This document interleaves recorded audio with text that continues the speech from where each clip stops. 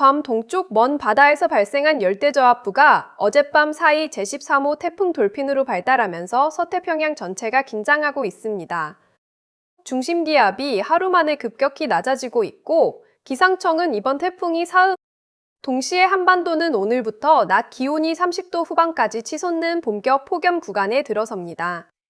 태풍과 폭염이라는 두 가지. 먼저 태풍 돌핀의 최신 위치입니다.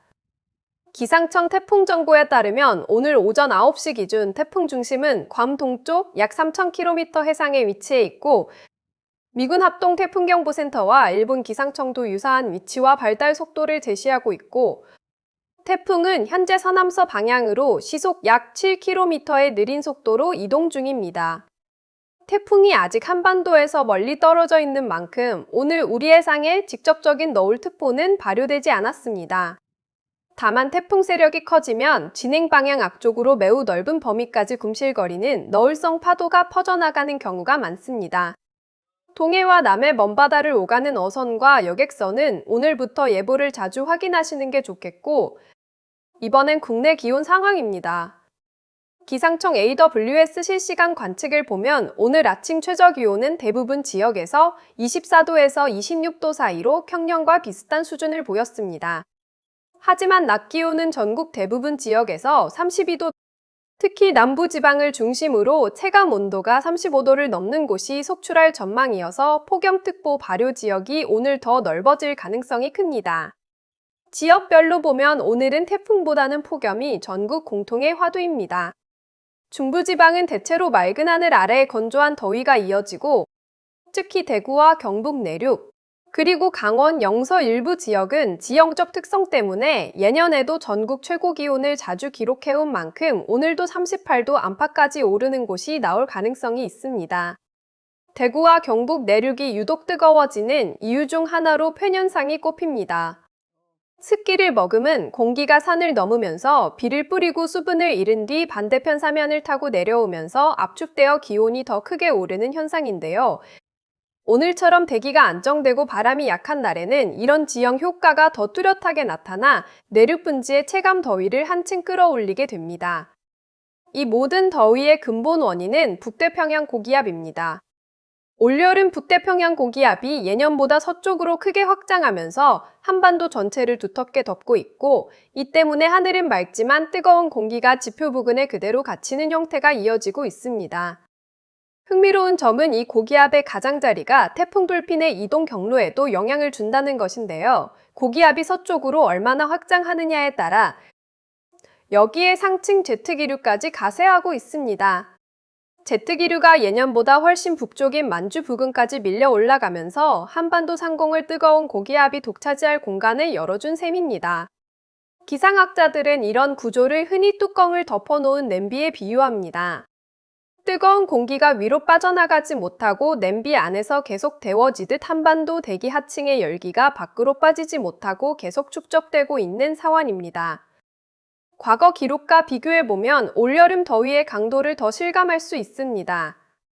기상청 장기 통계를 보면 최근 30년 사이 7월 하순 전국 평균 낮 기온은 대체로 30도에서 31도 사이였는데 올해는 그보다 뚜렷하게 높은 흐름을 보이고 있습니다. 열대야가 나타나는 지역과 일수도 매년 조금씩 늘어나는 추세인데 올여름 역시 예외가 아니어서 밤사이 기온이 잘 떨어지지 않는 날이 이어질 것으로 보입니다. 오늘 하루 시간 대별 흐름을 살펴보겠습니다. 새벽부터 아침 사이에는 대체로 맑은 하늘이 유지되겠고 일부 내륙 지역에는 얕은 아침 안개가 잠시 끼는 곳도 있겠습니다. 오전 9시를 지나면서 기온이 빠르게 올라가기 시작해 10시쯤에는 이미 30도를 넘어서는 지역이 속출하겠고 구름은 대체로 적어 일사량이 많은 하루가 될 전망입니다.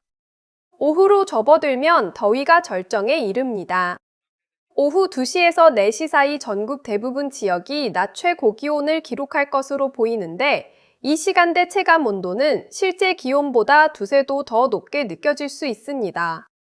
습도가 높은 남부와 해안 지역에서는 체감 온도가 36도 이상까지 오를 가능성도 있어 야외 활동을 하시는 분들은 해가 진 뒤에도 더위는 쉽게 물러가지 않을 전망입니다.